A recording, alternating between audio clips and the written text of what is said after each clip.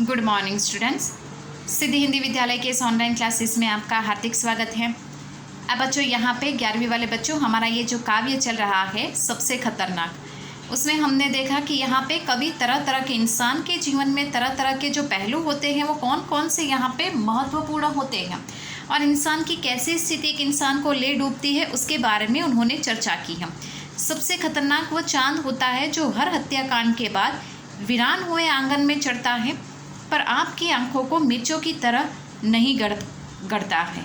यहाँ पे बताया ना कि हम कोई गलती करते हैं और हमें कोई बोलता है तो हमें किसी की बात मिर्चों की तरह चुभती है। हत्याकांड अर्थात किसी इंसान के जीवन में कोई घटना घटित होती है, कोई ऐसी वारदात होती है, उस वारदात हुई जगह, उस वारदात हुए उस इंसान के साथ उसके जीवन पे उसको ही पता पड़ता है उसके जीवन में क्या हुआ है। उसकी जगह पे हम सिर्फ दो बातें कर सकते हैं, लेकिन उसकी जगह पे अपने आप को महसूस नहीं कर सकते हैं कि उसकी स्थिति कैसी होगी। तो उस तरह से जो भी कोई वारदात हमारे जीवन में घटित होती है कभी कभी वो हमें मिर्चों की तरह चुभने लगती है। यहाँ तक करीबन हमने देखा था। अब उससे थोड़ा और आगे बढ़ते हैं। सबसे खतरनाक वह गीत होता है आपके कानों तक पहुँचने के लिए जो मरसइये पड़ता है आतंकित लोगों के दरवाज़ों पर, जो गुंडों की तरह अकड़ता है। ये भी मैंने आपको बताया, कवि ने कहा है सबसे खतरनाक वह गीत होते हैं मरसइये का शब्द मैंने कल आपको बताया था आगे वाले वीडियो में कि उसका मतलब होता है जिस इंसान की मृत्यु हुई होती है बच्चों, उस इंसान के लिए मृत्यु के बाद जो गीत गाए जाते हैं वह सबसे खतरनाक वो गीत यानी गूंज होती है, वो पुकार, वो आवाज़ होती है। जब कोई इंसान मुसीबत में होता है बच्चों तब वो सामने वाले इंसान से मदद मांगता है, चीखता है, चिल्लाता है, लेकिन उसकी आवाज़ को हमारे कानों तक पहुंचती है और फिर वापस हम सुन के अनसुना कर देते हैं। वो सबसे खतरनाक होता है। आतंकी लोगों के दरवाज़ों पर जो गुंडों की तरह अकड़ता है, अर्थात उन्होंने यही बात बताई है कि जो ऐसे बुरा अत्याचार करने वाले जो लोग होते हैं, जो ऐसे लोगों को परेशान करते हैं, हाथ उठाते हैं, ऐसे लोग भी इतने खतरनाक नहीं होते जितने ये लोग होते हैं जो किसी की पुकार को, चीखों को सुनकर भी अनसुना कर देते हैं।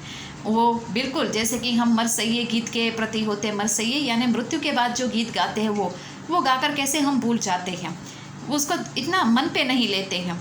उसी प्रकार से यहाँ पे कोई इंसान सच में दुख से करा रहा होता है और हमें आवाज़ देता है, तब हम उसकी आवाज़ को ना सुनकर यहाँ पे अनसुना कर देते हैं।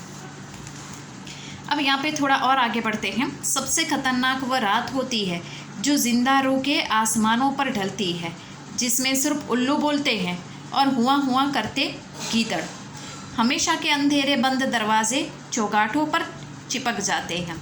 यहाँ पे कवि ने बताया सबसे खतरनाक वो रात यानी कि ज़िंदगी की वो पल होते हैं कि जिसमें इंसान जिंदा तो है, उसकी सांसें चल रही है, लेकिन जैसे कि वो थम जैसी गई है।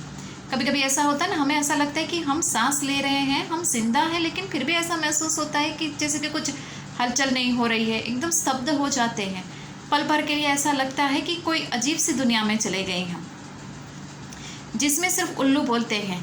यहाँ पे दुनिया में बहुत कुछ होता है बच्चों, लेकिन हम उसके प्रति आवाज़ नहीं उठाते हैं, हम चुपचाप उसको बर्दाश्त करते हैं। तो यहाँ पे हम बिल्कुल उसी उल्लू के समान हैं जो रात्रि के समय आवाज़ करता है, उस गीदड़ के समान है जो यहाँ पे बोलता तो है लेकिन कुछ करता नहीं है। हमेशा अंधेरे बंद दरवाजे चौगाठे पर चिपके रहते हैं।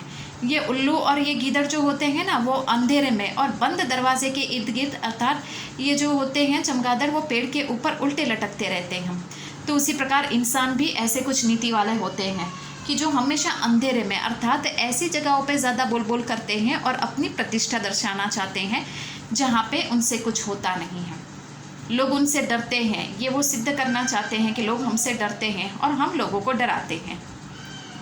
ऐसे इंसानों के बारे में है कि जो जिंदा तो है लेकिन सिर्फ बड़ी भागते रहते हैं, उनसे कुछ होता नहीं है, उनके खुद के जीवन में अंधेरा है तो दूसरों के जीवन में कहाँ से उजाला लाएंगे। ऐसे इंसानों को सबसे खतरनाक कहा गया है। सबसे खतरनाक वह दिशा होती है जिसमें आत्मा का सूरज डूब जाता है। यहाँ पे लक्ष्य की बात की गई है। इंसान अपने जीवन में एक लक्ष्य लेकर आता है, लेकिन जैसे जैसे बच्चों समय आगे बढ़ता है वो लक्ष्यहीन हो जाता है। अब जब लक्ष्यहीन हो जाता है, अपनी दिशा से भटक जाता है, तब उसकी अंदरूनी जो आत्मा होती है वो डूब जाती है। एक बार हम लक्ष्यहीन हो गए, फिर उसको हमें पता ही नहीं पड़ता कि हमें अपने जीवन में किस लक्ष्य की ओर आगे बढ़ता है। और उसकी मुर्दा धूप का कोई टुकड़ा आपके जिस्म के पूरब में चुभ जाए। अर्थात यहाँ पे उन्होंने बताया है कवि ने कि यहाँ पे इंसान का जीवन लक्ष्य हर इंसान का अपना एक लक्ष्य होता है। उसकी आत्मा जो होती है उसके लक्ष्य तक उसको पहुँचाती है, लेकिन यहाँ पे आत्मा ही उसको ही हम सक्षम नहीं बनाते हैं तो अपने लक्ष्य से भटक जाएंगे और उस समय हम एक जिंदा इंसान होने के नाते भी हम मुर्दा ही कहलाएंगे।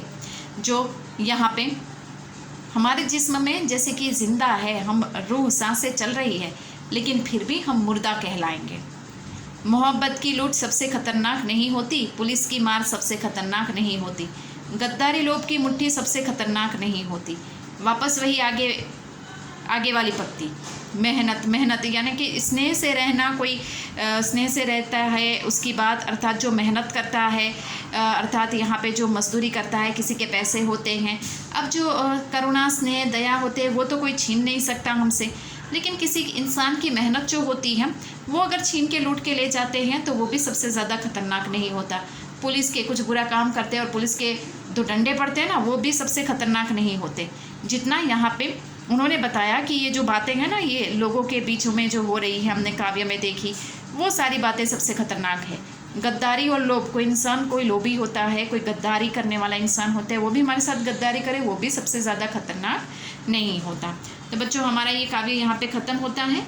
नेक्स्ट वाले वीडियो में हम उसके अभ्यास के प्रश्नोत्तर की चर्चा करेंगे। तब तक के लिए थैंक यू।